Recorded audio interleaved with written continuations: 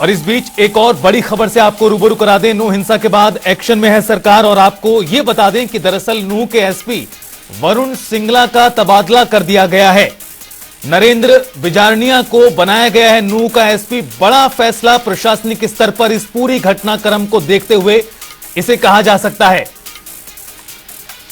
और हमारे साथ हमारे सहयोगी पवन सिवर लगातार बने हुए हैं। पवन, जिस तरह से आपने बताया कि नूह हिंसा को लेकर भी कहीं ना कहीं कैबिनेट में चर्चा हो सकती है और इस बीच देखिए खबर आई है कहीं ना कहीं पहला बड़ा स्तर पर प्रशासनिक स्तर पर बड़ा फैसला हुआ है, नूह के एसपी का तबादला किया गया है। जी बिल्कुल, देखिए नूह के जो एसपी हैं वरुण सिंगला वो पिछले दिनों से अवकाश पर थे और जो ये हिंसा हुई थी उस दौरान वरुण सिंगला नूह के एसपी के तौर पर जिले में मौजूद नहीं थे, वो अवकाश पर गए हुए थे। इसी बीच जब इतनी बड़ी हिंसा हो गई और माहौल जब बिगड़ता दिखा, इसी के मद्देनजर भिवानी के जो एसपी हैं नरेंद्र बिजारनिया उनको एडिशनल चार्ज देते हुए नूह भेजा गया था। उनको अतिरिक्त कार्यभार नूह का सौंपा गया था और नरेंद्र बिजारनिया पिछले 4 दिन से नूह में ही मोर्चा संभाले हुए थे और इसी बीच वरुण सिंगला की अवकाश अवधि खत्म हो गई और वरुण सिंगला वापस लौट आए हैं।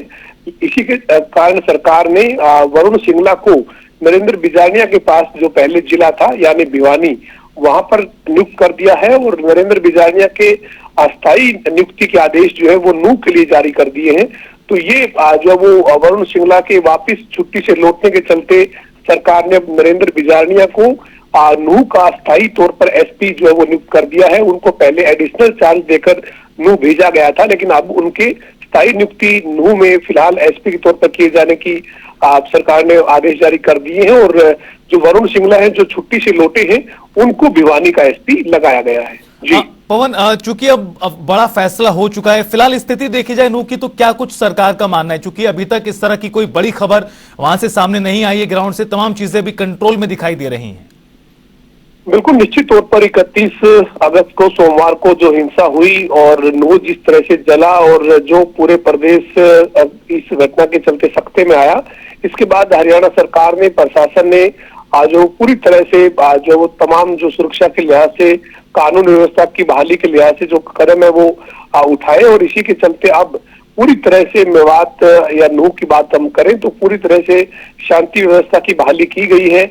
और 31 अगस्त को जो घटनाक्रम हुआ था उसके बाद जो एक तरह से शांति व्यवस्था की बहाली हुई है, लेकिन उस घटनाक्रम के रोष के चलते गुरुग्राम, रेवाड़ी, पलवल, फरीदाबाद में कई जगह पर कुछ घटनाएं जरूर हुई थी। लेकिन अब हरियाणा के गृह सचिव टी.वी.एस. प्रसाद वीरवार को चंडीगढ़ में मीडिया से रूबरू हुए थे। उन्होंने पूरे प्रदेश में शांति व्यवस्था जो है वो बहाल होने का दावा किया है। उनके मुताबिक अब पूरी तरह से शांति व्यवस्था की बहाली जो है वो की जा चुकी है।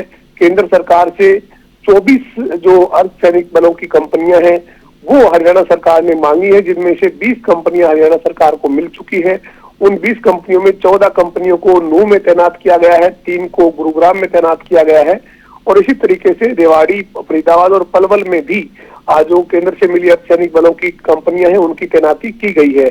और हरियाणा के गृह सचिव टी.वी.एस. प्रसाद के मुताबिक अब नूह में रैपिड एक्शन फोर्स की अस्थायी नियुक्ति की जाएगी, यानी जो आरएएफ की यूनिट है उसको स्थायी तौर पर जो नियुक्त है वो वहां पर किया जाएगा। और आईआरबी की जो बाउंड्री की जो बटालियन है, 2nd बटालियन, उसकी भी एक कंपनी को नूह में स्थायी तौर पर नियुक्त किया जाएगा।